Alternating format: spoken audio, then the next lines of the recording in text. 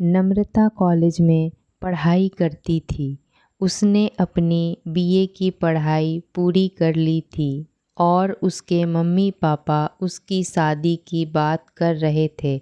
नम्रता दौड़ती हुई आई और अपनी मम्मी से घूमने जाने की ज़िद करने लगी।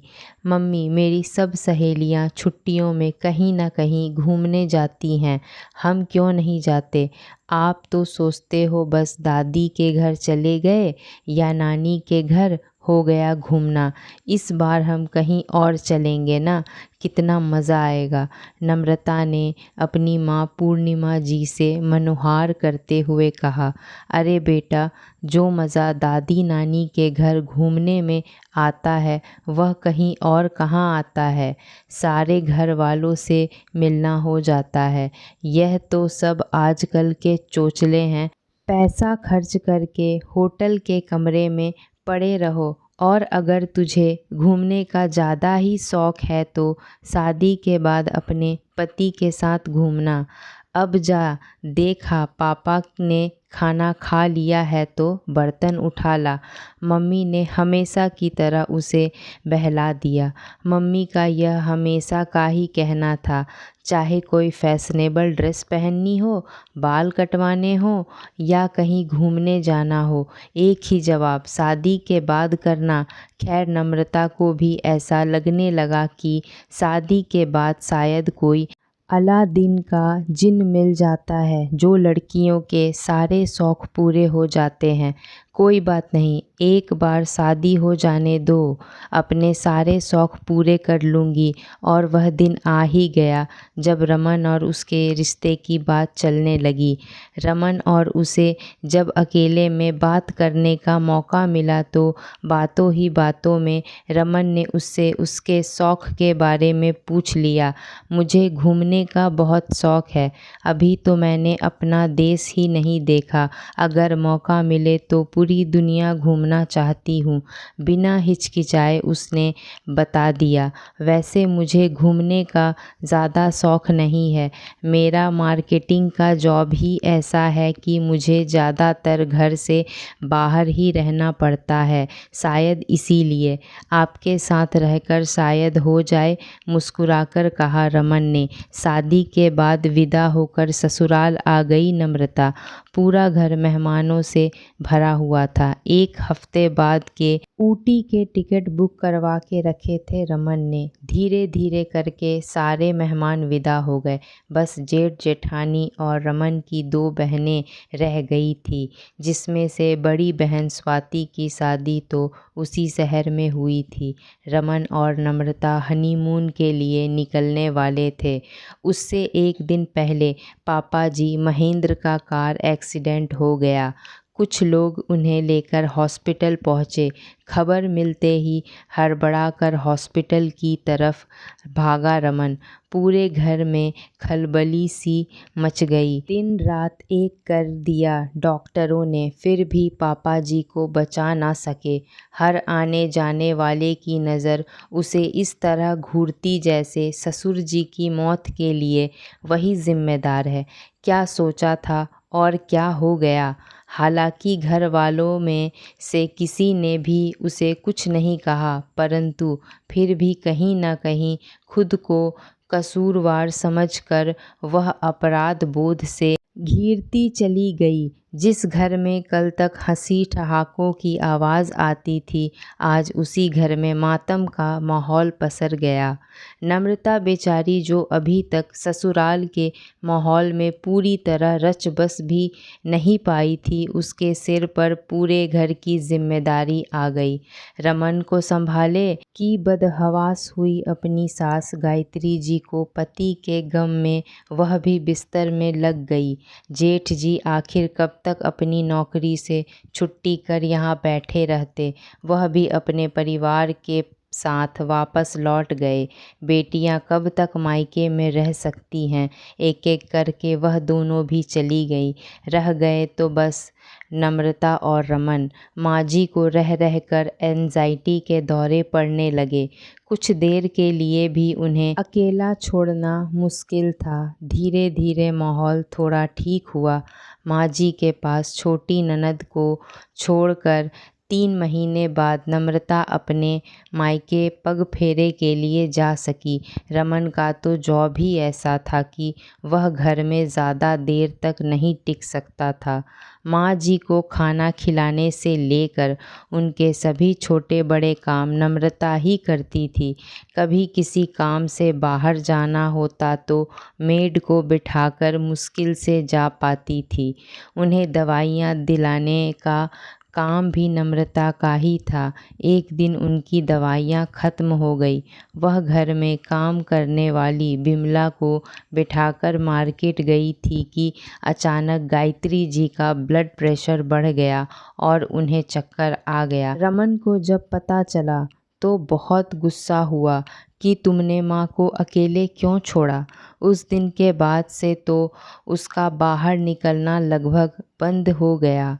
अभी उसके पास काम की कौन सी कमी थी कि बड़ी ननद स्वाति दीदी ने अपना जब दोबारा जॉब शुरू कर दिया, अपनी 3 साल की बेटी कुहू को दिन भर के लिए नम्रता के पास छोड़कर ऑफिस के लिए निकल जाती।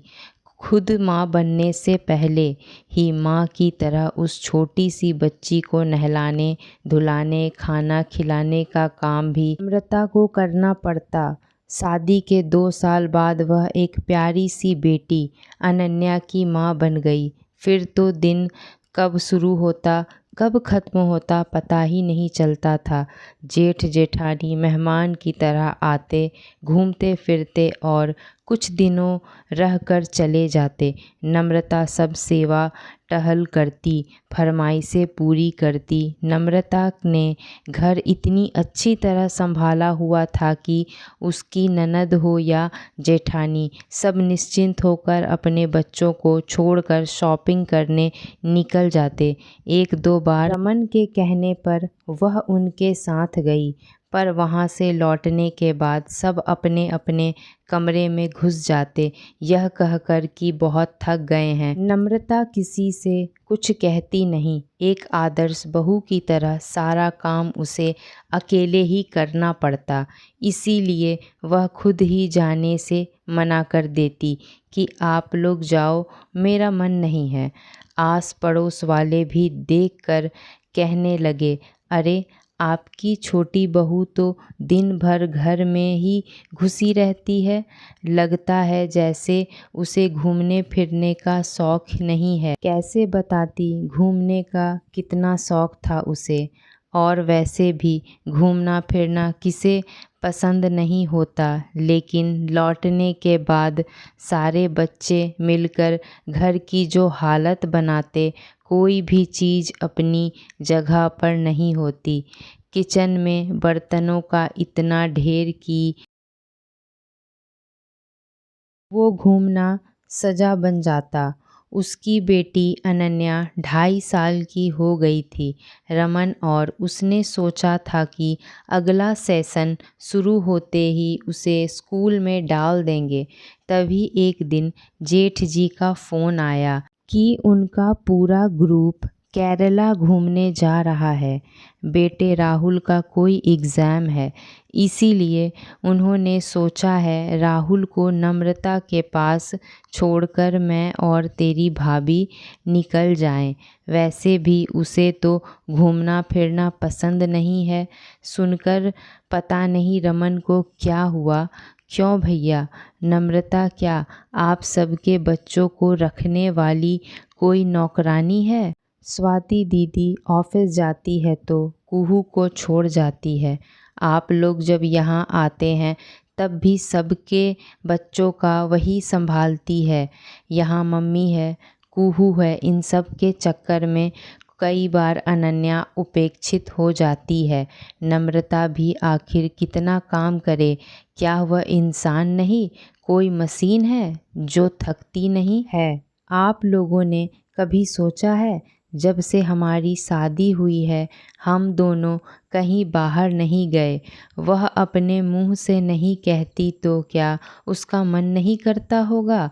कैसा पति हूँ मैं, अपनी पत्नी की छोटी सी ख्वाहिश भी पूरी नहीं कर पाया। अब बहुत हुआ। मेरी पत्नी अपनी इच्छाओं को नहीं मारेगी। 5 साल होने को आए, एक आदर्श बहू का फ़र्ज़ निभा रही है। वह शादी के बाद चैन से अपने मायके भी 10 दिन नहीं रह पाई। एग्ज़ाम आपके बेटे का है तो आप और भाभी रहिए उसके पास। इस बार घूमने मैं और नम्रता जा रहे हैं। बड़े बेटे और बहू का थोड़ा फ़र्ज़ आप दोनों भी निभा लीजिए। रमन की बात सुन झरझर आंसू बहने लगे नम्रता के। उसने रमन को बड़े भाई के साथ इस तरह बात करते कभी नहीं सुना। गायत्री जी ने भी सारी बातें सुन ली। मुझे माफ़ कर दे बेटा, अपने स्वार्थ में मैं भूल गई थी कि तुम दोनों की भी अपनी ज़िंदगी है।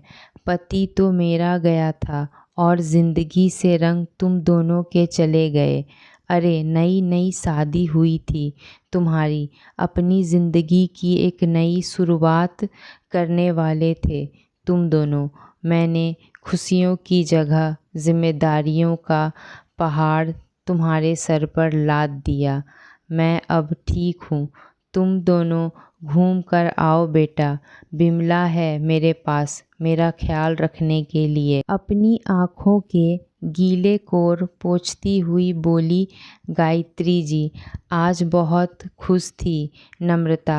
आखिर उसकी मेहनत, निस्वार्थ सेवा और त्याग ने रमन का दिल जीत ही लिया। दोस्तों, शादी से पहले हर लड़की कुछ ख्वाब संजो कर रखती है, पर शादी के पहले उसे यह कहकर बहला दिया जाता है कि शादी के बाद तुम्हें जैसे कपड़े पसंद है पहनना, तुम्हें जहाँ घूमने हैं घूमना, पर यह सब अपने पति के साथ करना। लड़कियों को शादी के पहले भी कई तरह के बंधनों में बांध कर रखा जाता है और शादी के बाद जैसे उनकी पूरी ज़िंदगी ही बदल जाती है। जिम्मेदारियों का पहाड़ उसके सिर पर आ जाता है और इन्हीं जिम्मेदारियों को पूरा करते करते उनकी ख्वाहिशें और उनके शौक़ कहीं ख़त्म हो जाते हैं और वह अपनी ज़िंदगी पूरी तरह से अपने परिवार को समर्पित कर देती है। उसे भी कोई समझने वाला चाहिए होता है, पर यह ज़रूरी नहीं कि हर लड़की को समझने वाला उसका पति उसके साथ हो। दोस्तों, हमारी कहानी आपको कैसी लगी हमें कमेंट में ज़रूर बताएं। ऐसी ही पारिवारिक कहानियों को सुनने के लिए हमारे चैनल को सब्सक्राइब करना ना भूलें। धन्यवाद।